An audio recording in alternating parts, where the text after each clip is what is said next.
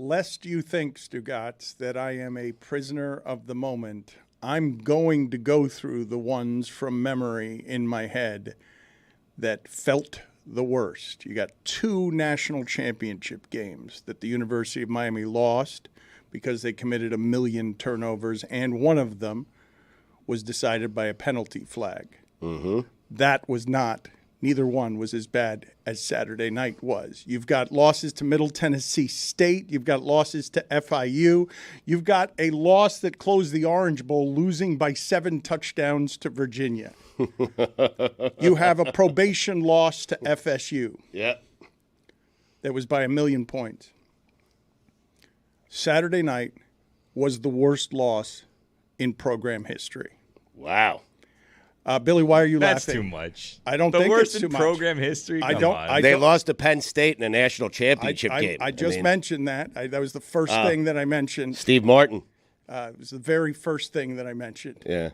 They It's lost a long time ago, though. They lost 2 national championship games. But what has never happened is what happened to me on Sunday morning. I'm scrolling through on satellite radio that patch of sports channels from 80 to 87 or whatever before Netflix is a joke. And I'm scrolling, and each of the channels is speaking about this, including Jason Jackson's NBA show. What? With Amin El-Hassan. I thought, surely it will stop. Surely if I keep going to the right and get into NASCAR and Stay in your lane. I mean. surely it will stop. But everybody was talking about how they lost because, Stugotz, and this is the reason I say it is the worst loss in program history. We could legitimately play that minute over 10 million times and not get the result that ends with not just Miami losing, but Miami fumbling, Miami allowing 75 yards to that offense at the end of the game with 30 seconds left. Also, without them taking a knee.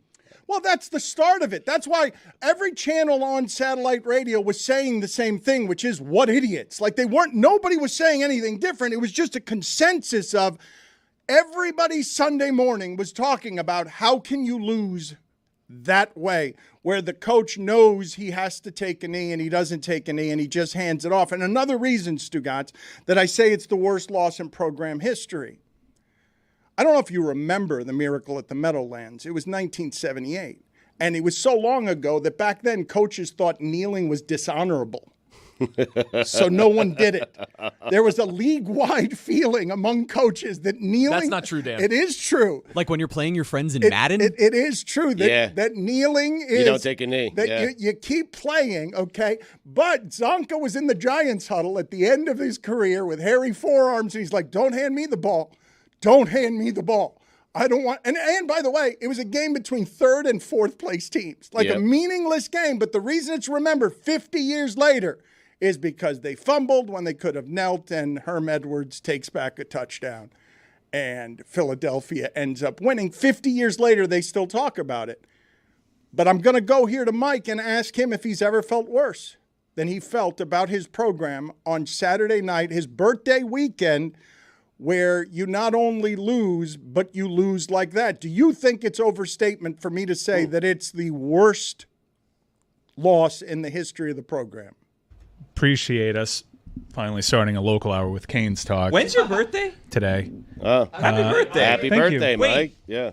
Aren't you having a party like a week from now? No. The invite that you got was for Friday. It was great seeing you. I thought it was the 16th. Nah, it's all right, though. Hold on a second. I didn't get one. Wait a minute. I didn't get one. I had the exact same experience. I would have been You there. thought It was free. I thought it was on a Monday for some reason. I'm like, that's a weird day for a party. Hold on. So other people were there, but you weren't. The sound doesn't work on the Stephen A. Happy birthday. Oh, it's too bad. It is too bad. Happy birthday. Why weren't you guys there? Nobody went? Where? They all thought it was a different day, apparently. I was there. Yeah. I Appreciate got it. it a Thursday. I thought it said the 16th. I'm like, okay, that's fine. Like, mark my calendar. And that's a Monday. Were you there? Yes. You were. You were? Where was it? It was down here. You weren't going to go. So you didn't send me an invite? No, I didn't even. Well, thank you. No better. Thank you for not making me lie. Yeah. I mean, big shakeup in the BCS this week. Huge. BCS, Miami was ranked number 1. not this week. They lost to a 19-point underdog. Yeah, Dan, look, in terms of, there have been certainly far more devastating losses, far more impactful. If you want to look at impact, I'd argue it's not even the most disastrous Georgia Tech result. In 2005, they were the number 3 team in the country. There was a game at the Orange Bowl where the lights weren't working properly. All Miami has to do is win that game as a double-digit favorite, and they back into a national title game in 2005, and they lose that game to Calvin Johnson and Reggie Ball, I think was a quarterback at the time. So, yeah, not even the most hurtful, memorable Georgia Tech Not in loss. terms of stakes. I'm not talking about stakes. I'm talking about the country laughing at you. Yeah, no, the country laughing is, a huge part of all this. It's stupid. Tell you what? Why don't you just ask me a pointed question, because I don't want to get accused of deflecting. You don't think it's the worst loss in program history? No, FIU, Middle Tennessee State, those were worse losses. I'd say maybe even last year against FSU. I know you mentioned the FSU when they had the death penalty stuff surrounding it. They're worse. Last year was such a bad year. Mike, you're trying to get to a playoff, though. All you had to do was take a knee. Well, I think this season I've been pretty rational about what I thought. I think last week was a big rat poison week where we kind of started getting excited. Hey, maybe Texas A&M isn't a bad team, and maybe this season can be a year ahead of schedule, and maybe it's more of a special year. But entering this whole experience with Coach Cristobal, we said that he was going to lose dumb ones. I don't think we ever could imagine one that dumb. Entering this season, after the surprise of how bad last year was, thought, 9 wins is a good year. I'm not going to be foolish enough to not look at the progress made year over year. That being said, if you're going to have a special season, there are going to be games that you need to just survive. FSU's already had one at Boston College. Miami had survived that game. And there was a lot of ego that went into that final. Really poorly, by the way. Yeah, Van Dyke was really bad. Van Dyke was terrible. Everyone said that, Georgia Tech did what they had to do to be in position to win that game, and Miami played poorly. If you look at the offensive output, they were who they've been all season. It's just Tyler Van Dyke's turning the ball over, and they lose a turnover battle. If you look at that final drive when they're salting the game away, I was irate in my seats because they're snapping the ball with 4 seconds left on the play clock, 6 seconds left on the play clock. No, he does that all the time. Mike, this is what I'm telling you. He did it at Oregon all the time. They lost to Stanford and a backup quarterback in a game. I didn't understand how they lost, and it's because he was doing that. There was no clock management. No, it's terrible. It's terrible. Really bad. A lot of people were doing that Stanford-Oregon game, and I think when we hired Cristobal, the first segment you and I mentioned that game specifically because we both bet on that game, and we're like, man, he finds ways to lose, and that's going to be part of the Mario Cristobal experience. But when it comes to national championship probabilities, he does check the most important box, which is talent acquisition. That being said, that final drive was disastrous. They should have been kneeling not just in that one play that everyone was looking at. They should have been kneeling from the first down. I was screaming in desperate hope that someone would hear me. And then when Chaney runs the ball, it was a shock that it was called on the field a fumble.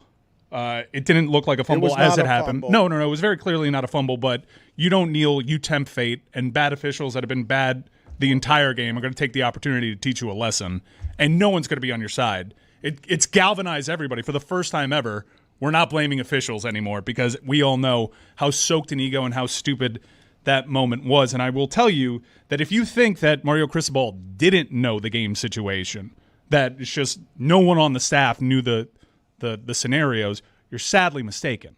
There was a conscious effort there to just run the ball. They haven't knelt all season long. It makes it worse that he knew. Yeah, you can make that argument. I don't know if the motivation was to get Chaney to 100 yards. I don't know if the motivation was to make the final score look a little bit better as you're trying to get style points in the modern age. It was bad. You had to survive an advanced game. You survived it. You played like crap. And headed into that North Carolina game, it would have been great to just survive, keep an undefeated season going, and a huge embarrassment of a loss. And anything that you want to say about Mario Cristobal, you're certainly justified in saying it. That was terrible. He turned a win into a loss. Well, what is the thought process of the coaching staff on that? Because I was trying to figure out why they did that, right? And getting Don Chaney Jr. to 100 yards seemed like the logical thing. And then after the game, when you ask him about it, I was almost trying to find a reason that he did it and thinking like, okay, well, he's trying to get this guy his first 100 rushing yard game of his career, and he doesn't want to throw him under the bus for fumbling a ball that he didn't actually fumble anyways, right? But then when you look back and you see that he just doesn't kneel the ball, he hasn't done it all year.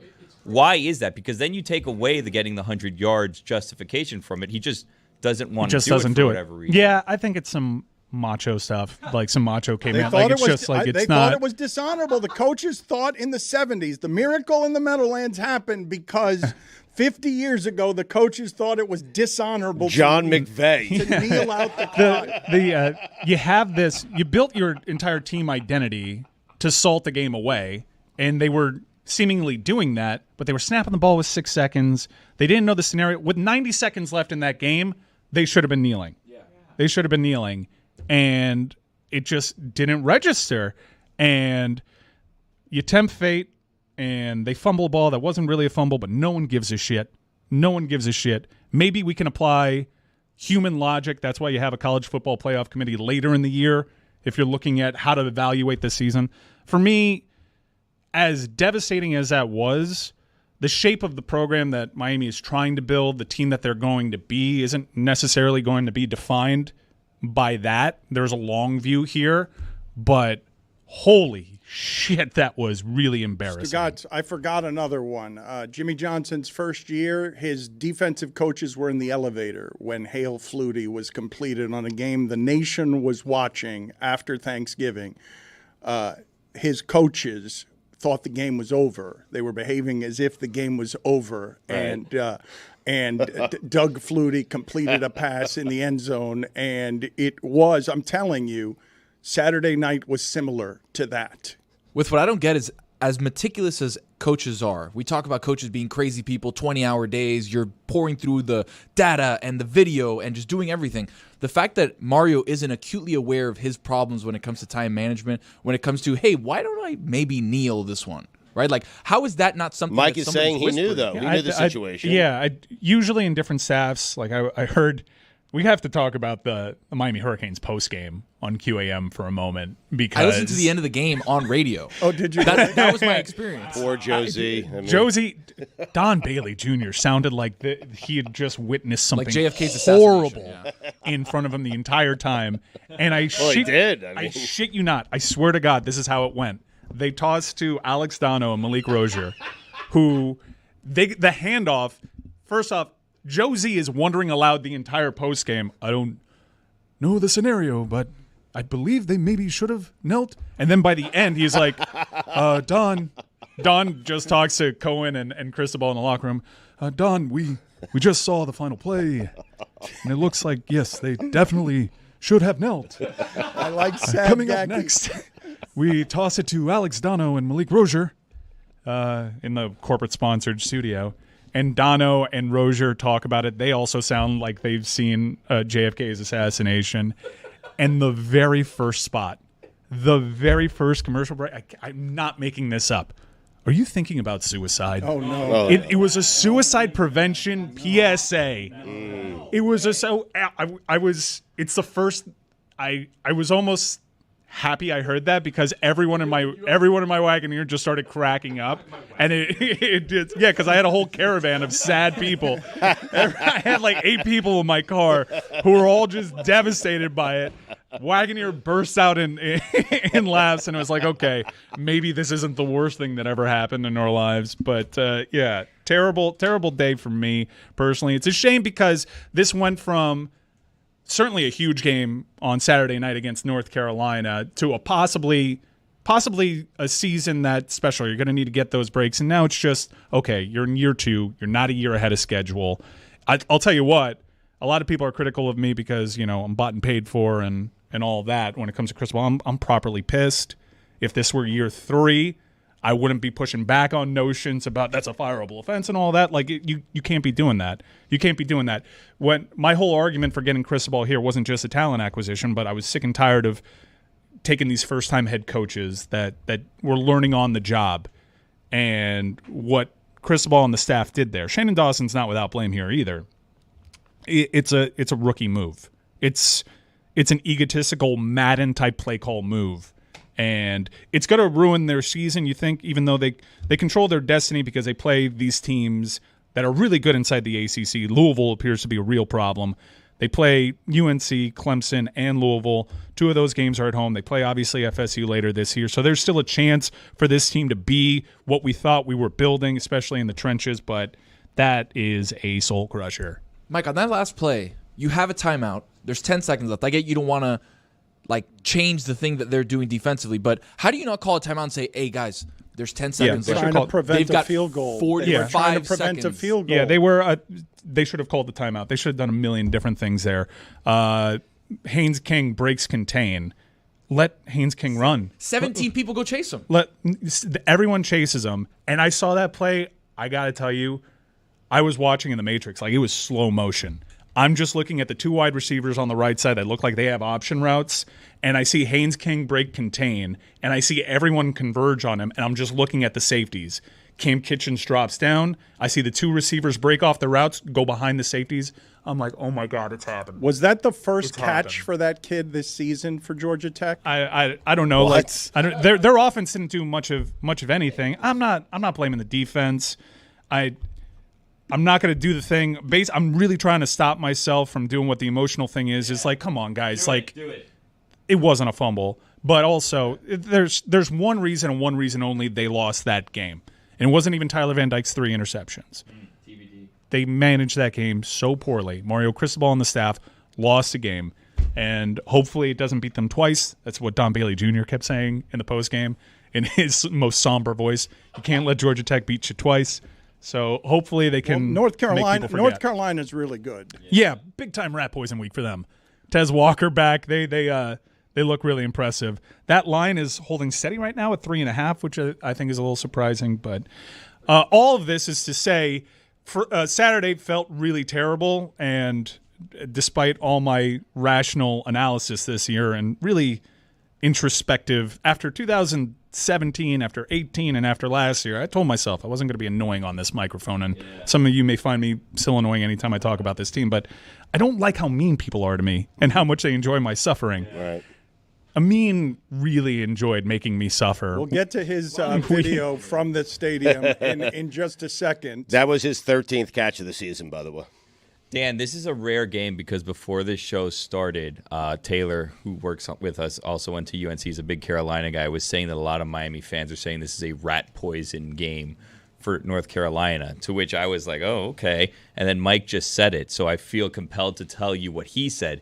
He said that he feels like this is the University of Miami is entering a slaughterhouse this week. So this is the rare rat poison slaughterhouse game we have coming up on Saturday. There's not many. I mean, UNC's offense is very good. They are physical. I don't know the name. Who was the player on the sideline sitting there just saying again and again after crying with wet hair in his face, what the F are we doing? Yeah, Matt Lee. What Matt the F Lee. are we doing? Matt Lee, and you'll notice anytime we've tried to heap praise on Tyler Van Dyke, I'm always quick to go to that offensive line. I think Matt Lee's probably been their best overall offensive player this year. And he cares, and the most encouraging thing outside of the one moment of levity with the PSA, the old-time PSA, was hearing the kids actually talk about it because they sounded like the adults. Everyone on the broadcast and the coaching staff sounded really broken by it, but Javian Cohen, guys like Matt Lee, even Tyler Van Dyke, who's always just so cerebral, it does, and from everything that I've heard, they've already gotten past it, so you hope that they can go into UNC and not wear this one. you don't get past that, Mike. I mean, Okay. no, well, it's a nice thing to say today. Hey, we're past it. We're moving on. We're focusing on UNC. We're taking on the Tar Heels. I mean, you don't until You never you do. get past that. Never? That will sit with Mario Cristobal for the rest of his life. It's I always, promise you. it does enter that special class that that Dan mentioned about devastating losses. For As sure. I was scrolling through the 7 channels, all of which were talking about the UM game, one of them had the announcer asking the question, do you think Mario Cristobal goes straight from the stadium to his office to cry? Just does he drive straight there? Because there can't be a worse feeling for a coach within. He worked the trail after that. Well, he got Carr, he got wide receiver help immediately, but you cost your team a victory. That's the worst feeling. Dan. It's not just costing a team a victory, though. It is your player on the sideline getting memed, saying, what the F are we doing? So I don't know how much trust you lose from the people involved, but also the profound feeling of regret that you just let everyone down with a decision that can be pointed to and pointed right at you. So many times over the last 20 years, Stugotz, we have seen the professional coaches refusing to do simple things with 2-point conversions and math because they're like, I don't want to get blamed for this. Right. I'd rather just do the conservative thing everyone else does so I don't have to spend a week doing the innovative thing and then answering because I lost and people aren't considering process, they're just considering result. It is so rare for you to just be able to point at the coach, and it's not an offensive coordinator, a scheme, a game plan, or anything else. Nope.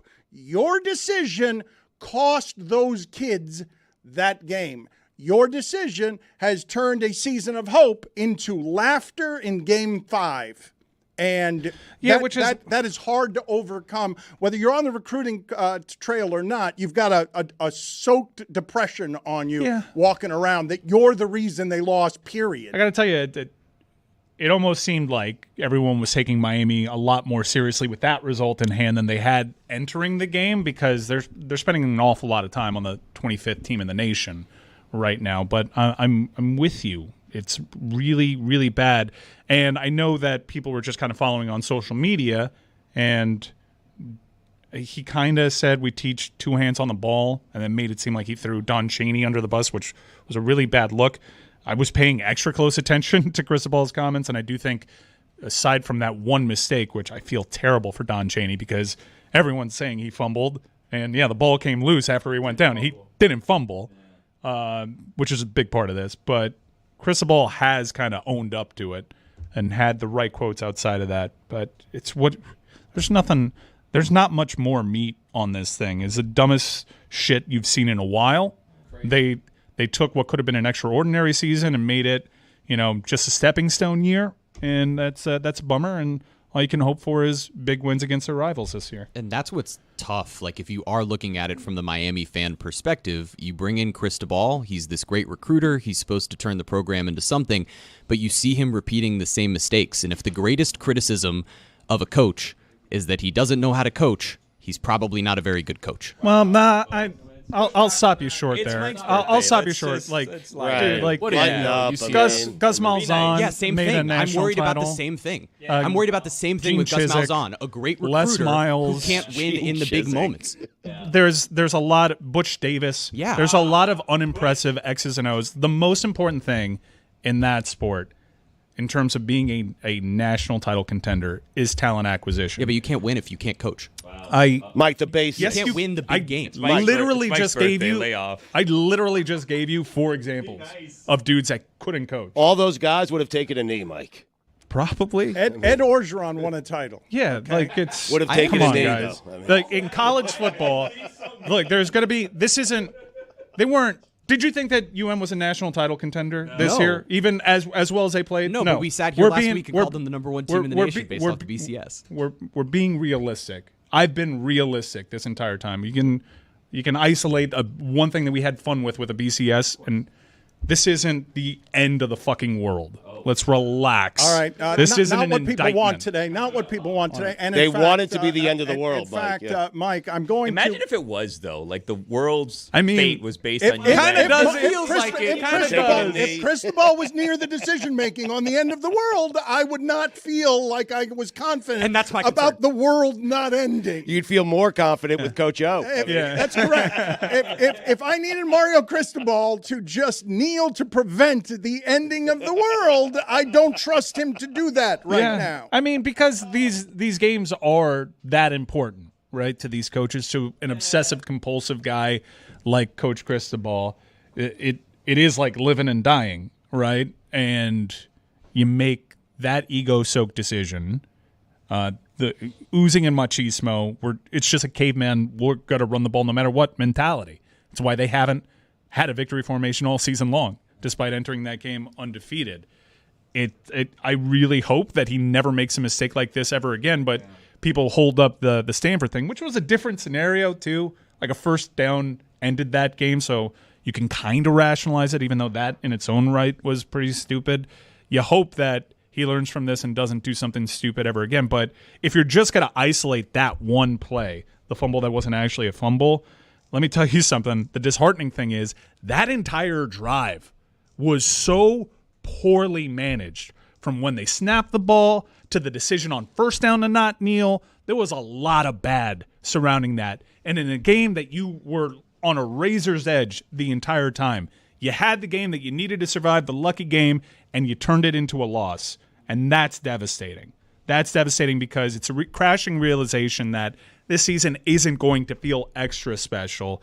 It's just year 2 in a 4-year plan, and hopefully you can turn it around and win some big ones. But it still can feel special. I mean, you have a schedule that's coming up. If this is the only loss of the year, like, it sucks, but you kind of just need to forget about it because the guy has job security. He's not going to lose his job. So you can't let this affect you to the point that you now go on a 2-3 game losing streak because of it. He's in year 2 of an 8-year, $80 million deal. You can't get rid of him if you wanted to. No, you couldn't. So he needs to just forget about it. Outside of that's hard to do. That's so he'll easy. never forget about it. I don't think he'll ever forget about it. It's not going to be a one-loss season. It never was going to be a one-loss season. But if it is a one-loss season, I sincerely hope. You will never forget this one, but I sincerely hope. So now we're hoping you lose more games so that he doesn't feel extra bad about the decision. I want him to win out. Let's just play it out. Let's just play it out hypothetically that if they beat all these teams, beat North Carolina on Saturday, which seems tough, they beat FSU, Louisville. This is actually a reason why you are happy the BCS isn't around, because the human factor, I really hope, and I genuinely think there are humans that are voting on the top 25, because in seeing social media and seeing how these legacy media companies are handling this, I don't think people know that he didn't actually fumble because of how everyone's talking about it. It was just that patently nobody stupid. Cares, Mike. No one cares. Like, no one cares. Which is weird because that's a whole like Miami persecution complex. Like, we usually as a nation like to crush officials. Yeah. And that's not the tie that binds here. Yeah. Everyone is really rallying around laughing at Miami. Yes. We like laughing at Miami more than we like hating officials. It's not just But Mike, that. you can crush a coach, and that comes before officials. No, outside, Mike, not historically. Mike, outside of things like the Mel Tucker incident, if we're just talking football, X's and O's strategy, no coach in the sport deserves a firing more over a decision made that I can remember than that one.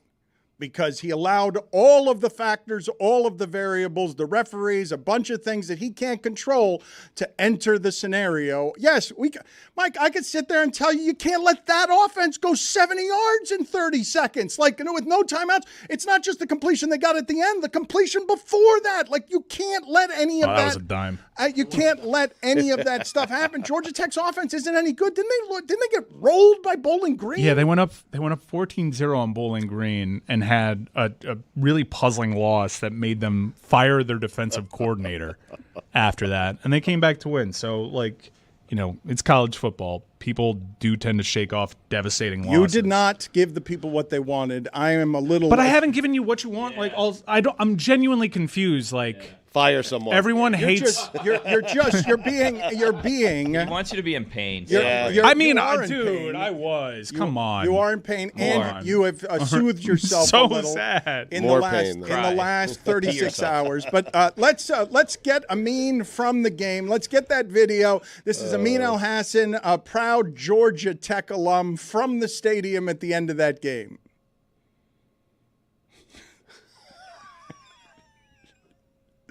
Well, no sound on it, but he is certainly having the time of his life.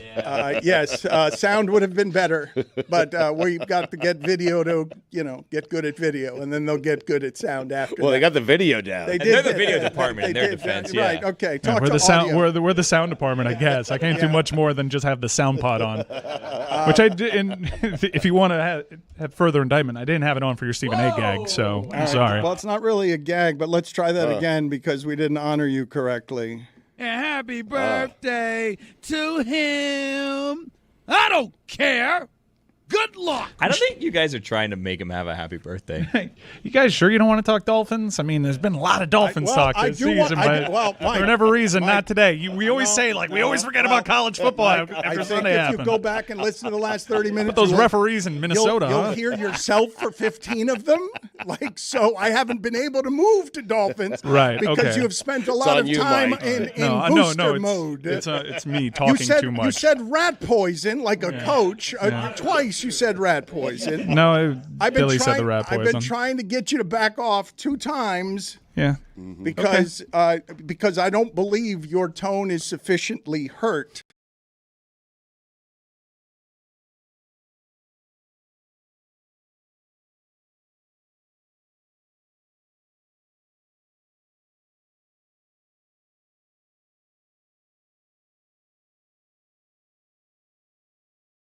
I saw Morrissey. I had a great time at a concert. I looked in my beautiful daughter's eyes, beautiful, gorgeous little Juliet. Yeah. And I realized there are some things more important. Not many. Not many. I'll give it to you. There were maybe 3 things in my life more important than University of Miami football. Morrissey was one of them. Yeah. Dinner. Still has it. It's golden. I woke up this morning just because of the video coming out of Israel and the news coming out of Israel. I threw up in the grass outside of my house this morning because of just the general feeling of sickness that I have. Tickers on the news updating body counts on stuff. And I imagine that sports fans, ridiculously perspectiveless, go to bed that night or any night with the things that they care about, with a feeling draped on them that makes it difficult to sleep because you can't believe what it is that you just witnessed. Here's what I'll give you. I'll give you where I was as it happened, because that's me at my most emotional. My daughter has built a tower filled with water bottles in my Golden Canes box. I am watching that play happen, and then I watch the touchdown and then the weird fumble Ruski type of play that we try, and the final whistle goes off. I'm actually alone in my box. My family has gone downstairs to the bathroom. I'm alone to my thoughts. I do a side kick to the water bottle tower. That's what I'm talking about. That's what we want. A side kick to the water Pretend you're bottle alone right tower. now, That's Mike. what I'm Yes. talking about. Get to a place where you're you alone. have healed yourself, and you've covered yourself in coping mechanisms over. Yes, you knocked down your daughter's water. You're beautiful. Your daughter's beautiful art. Yeah. I think we should all leave and just let Mike go. No. He's not. He's covered up. He's covered in healing. I kicked the wall. Nice. I do scream at the referees. Fuck you! Good. Fuck you! Let it out, Mike. I screamed that, But not and I was like, against "Throw the bottles! Throw the bottles! Fuck you! But not- You stole it from us!" Not Cristobal though. You didn't. No, direct I any was of screaming at Cristobal before that in the first down. Kneel the fucking ball! What the fuck are we doing? There you go. What the Thank fuck? you. That's all we wanted. So I thought the Survive bottles, in advance! What the fuck?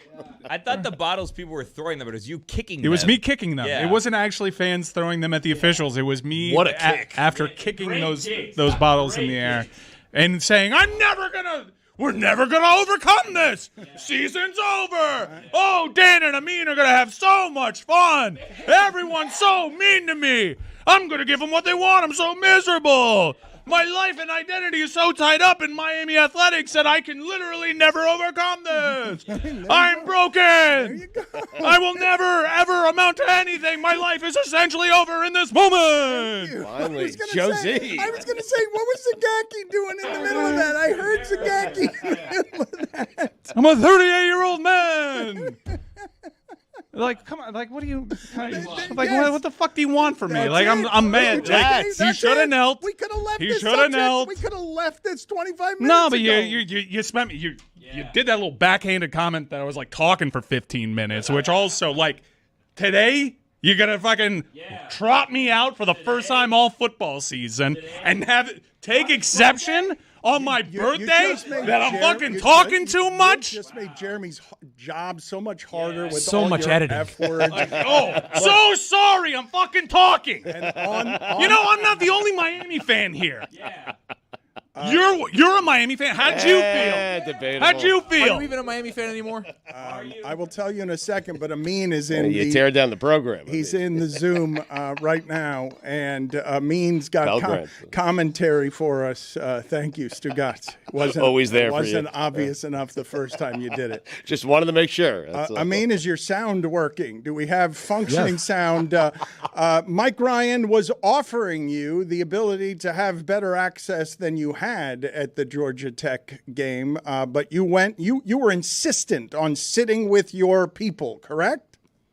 I'm a man of the people, Dan, and I came to the game with my friends who were all GT alums. We had tickets right in the middle of the Miami section because we thought the game was going to be during the day, so we wanted to avoid the sun.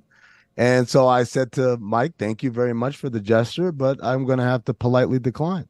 And by the way, Mike, you said that, "Oh, I was killing you." Dude, I texted you one time yesterday or on Saturday night. And it was You just were to you were ask, actually in am I my gonna be on line the of show? I mean, you were actually in my line of view. You didn't know this, but I would occasionally glance, and you were torturing me all game long. You were on one, my friend. Just you didn't were know it. any time that you turned your back and talked to the people behind you, you were essentially talking to me. You sent me a selfie from before the game. I'm like, oh, he's not that far. He's 2 sections away. And the one Yellow Jackets baseball jersey in that section wasn't hard to find. How about that? People are writing in that number one in the BCS is the Miami chant today. It reminds me of what Mike McDaniel said after the game. It was very funny because they've got more yards. They're the greatest show on surf, and they've got more yards than any team ever through the first 5 games of the season. And he's like, well, accomplished our offseason goal of statistical output after 5 games. Miami, the U is back, is BCS number 1 ranked before they played Georgia I Tech. can never take that away from us. After that, well, Georgia Tech just did. You don't know how many group chats I circulated that. I'm like, we got to bring the computers back. But I mean, Check. where does this rank with in terms of Georgia Tech football joy for you? Well, Dan, I mean, I think the thing you got to realize is we know we're terrible. Like, we lost to Bowling Green last week at home by a lot. So we came to this game just like, all right, hang out with my buddies, and maybe we'll catch a fun game or whatever. And we didn't catch a fun game, by the way. No one's talking about that. The game was boring. It was boring. That first half was a slog. I almost fell asleep at halftime, to be honest with you. My friends started taking pictures of me, and that's what woke me up a little bit because I didn't want to be the guy sleeping at the game. But it was really, really dull. But at the end of the game, we walked away, and I said, guys, we got together this weekend, and we had a lot of conversations about, oh, remember that time when we went to this game? Remember when this happened back, 20 years ago, whatever. And I'm like, man, we just added a new memory. This one's in the legend locker. This is one of the greatest Georgia Tech games I've ever been to.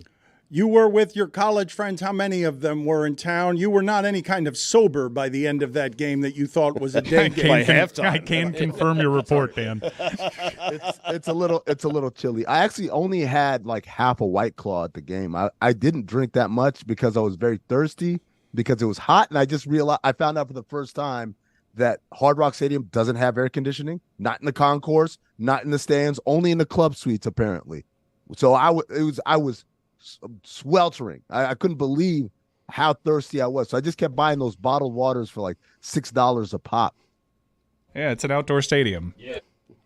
Yeah, air conditioning. We have it. It's in outdoor stadiums all over the country. No. Like, you have that in like retractable roofs, but they have No. big ass fans. That's all you'll have in the concourse. Big ass fans. They blow AC in modern stadiums. I know you're used to whatever kind of facilities those are, but in modern stadiums, there's air conditioning out there. Can you give us some more, because you immediately Yes. went to social media and started just throwing your head back and laughing, which we would have played for the audience if we had working audio. So let me just start by saying, number one, I got to stand up for the Miami fans. 99.9% of them were good sports, were classy about it. Like their vitriol was all directed towards who it should have been directed, Mario Cristobal. That is, I want to make that clear because a lot of people I saw were commenting, that's real bold of you to do that at the stadium and all. I'm like, no, man, everybody was cool except for a couple of jokers behind me. And so, like I said, we knew we were terrible. We knew, like, we're probably not going to win this game. But it was boring, and we were in it. We had about like 100 yards of total offense, I want to say, in the second half. I mean, we had more first downs from penalties than we did from actual first downs. This is where we were at as a team, right? So we scored our first touchdown, and me and my friends started celebrating. Like, I had my phone up, and I was like, we did it. Like, we did it. And the guy behind me says, sit down and shut up. I'm like, what? He's like, oh, big deal. You guys scored. I said, buddy, do you know how sports work? Like, I'm happy my team scored. You tell me not to be happy? And he starts yelling. I'm like, bro, why are you so mad? And everyone in the section just starts laughing because it's clear this dude is incensed. So he's angry, yelling, I'm not mad. I'm like, you're clearly mad about something. I mean, you guys are winning. Why aren't you happy? Why are you mad at me? And then he starts saying, how many national championships do you guys have? And I was just like, what? What are you talking about? Your last national championship was pre 9/11. What are you talking about? People on the field weren't born when you guys won one. So then that's when I clicked, and now I'm awake. Now I'm into it. So every time Miami would get the ball on offense, right before they snap, the crowd gets into a hush. I would just yell out real loud, watch out for Michael Irvin. He's been killing us all game. Who's got Willis McGahee? Somebody stop. Clinton Portis is right there. And everyone's dying. I said, yo, they got the DeLorean. Stop them. Stop them from going back in time and bringing Grace onto the field. So then Tyler Van Dyke throws a pick. That's when I sent my first, we got an interception video. And then that's where it really started getting. This dude just yelling. Every time Miami would do something good, he'd start yelling, why did you post that on Le Batard? Huh? Why did you put that on the Le Batard feed? Well, this is what he ended up putting out in a way that got us all in trouble because now Miami fans are mad at our account for sounding like we're anti-Miami. Misplaced anger, I'd say. Yes, I would say. Well, Miami deserves it There's today. a lot of misplaced anger. Amin got some. I love Amin turning around. What are you so mad about? Did you not watch? Like, it's obvious that you go to a sporting event to feel good, to enjoy your evening. Everyone who left there that cares about Miami left the way Mike did, needing that suicide prevention number as a public service because they were so broken. Then that was in the third quarter. This dude was mad all game long. It had nothing to, he wasn't even there for the end. I was saving it. He wasn't even there for the end. He had left, right? He missed that whole part, which really upset me. By the way, there was another guy, I call him Angry Fan number 2. At one point, Miami scores a touchdown, and he starts screaming at me, why don't you dap them up? I'm like, what are you talking about? The fans in front of you, the Miami fans in front of you. Why didn't you dap them up when we did something good? When you guys scored, they dapped you up. I was like, first of all, these people in front of me are cool. That's why we've been joking all game long. Second of all, do you want me to congratulate you guys every time something good happens? Fine, I'll do it. So then anytime guys would get like a 3rd and 1 conversion, I would tap my man in front of me and say, hey, man, can I shake your hand? He's like, sure. I would shake his hand, then I would turn and I'd look back at the guy like this? Like this? Am I doing it right? Like this? And everybody in the section was dying laughing again because these two jamokes. You're playing with fire here. Are you not paying attention to what's going on in America and at stadiums? Like, you are playing with fire, doing that kind of stuff in Miami's land. Well, two things made me bold. Number one was, again, everybody in the section was on my side because everyone could tell, man, these guys are just here to have a good time. We're not being disrespectful. We're not talking trash. We're just celebrating when our bad team does something mildly positive. So everyone kind of had our backs. But also, I had my boy with me. Now, this is the funny part. The final play when I'm laughing and people see behind me a guy in a gray shirt who looks pissed. Everyone thought he's a Miami fan. That's my buddy Aaron. I went to college with him. He's part of our group. He's upset because of the jamokes who were yelling and talking trash because unlike me, he's not about shenanigans. So I won't lie, Dan. I kind of bet that my buddy was going to take care of business if business had to get taken care of. Just gonna throw that out there. Let's play the sound now and the video of Amin at the end of that game, really playing with fire with an agitated Miami fan base all around him.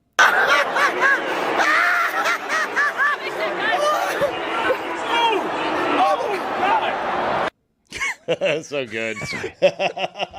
I did see that as he was recording it. And then the kickback of the neck.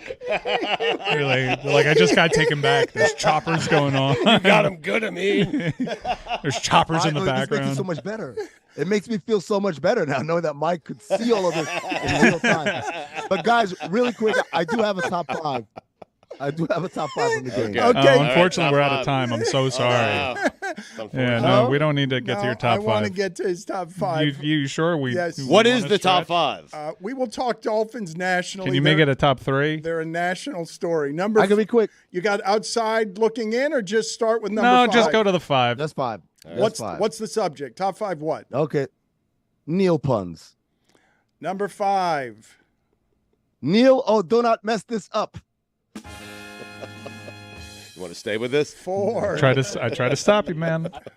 Nelt Carter, star of You Take the Good, You Take the Bad, You Kneel the Ball, and there you have the facts of life. Number 3.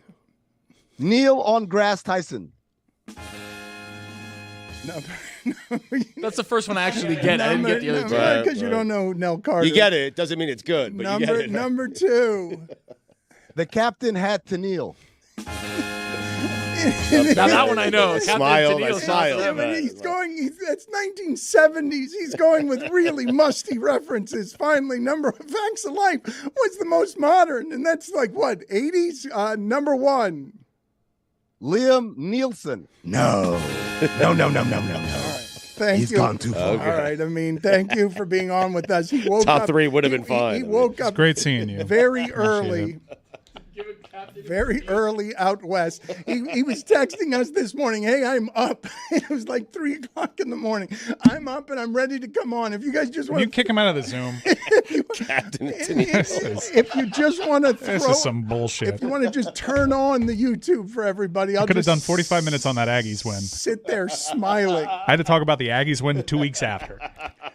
Mike, nobody wants to do that. You No, I know. understand that No, I understand. I understand exactly what the whole setup is here, and I hope you guys are happy that I'm sad. the Miami Dolphins yesterday, Stugotz, this is rare in the modern age of football. Not only Wink Martindale saying, their defensive coordinator of the Giants, hey, this is the greatest show on turf except supersonic. Like this, you know, you don't hear professional coaches talking the way Wink Martindale was talking, where he's like, yeah, I slept like a baby before facing this offense. I got up every 2 hours and started crying. And for the Dolphins, you know, the rare part of what I saw yesterday, rarer than even a Dolphin team that has giant plays, giant explosive plays, and is clearly the fastest team in the league. Not the best. San Francisco and Philadelphia can stake that claim. But to me, what I saw yesterday against a bad team, even though it's a bad team, to win by 15 when you're -3 on turnovers and one of the 3 is a pick six, Yep. that doesn't happen a lot in the NFL, where you've got a -3 on the turnovers and one of them is allowing points that are 102 yards and you're still covering the spread and you're still winning by 2 touchdowns as the Giants play a reasonably strong game for the Giants and an efficient game for the Giants because they weren't spinning the ball up. They were getting sacked, but half as many times as they got sacked the week before. I want to get to the spread in a second, but they ran the ball 23 times for 222 yards. Like, they're averaging 9.5 yards per carry. They could have only run the ball yesterday and still won by the same score, perhaps even more, because that eliminates the pick six. Achan had 11 touches, and how many yards is he getting per touch now? Like 11. 11 carries, 151 yards yesterday. So And they kicked the tires on every running back in the sport this offseason, and they've got someone who's outperforming all of them. Yeah. He has been better than everyone in the league at the position that they were trying to get to play the position for them when they already had him on the roster. Just quickly, because the Dolphins were my big play yesterday, just to address the spread, I have never been so terrified to see Tyrod Taylor in my life. I mean, that back door was wide open for him. He was gunning for it. I was a nervous wreck. He survived. God bless football, where you can find all of Stugotz's gambling biases soaked into every ounce of the analysis. All right, that wasn't so bad. We're on break.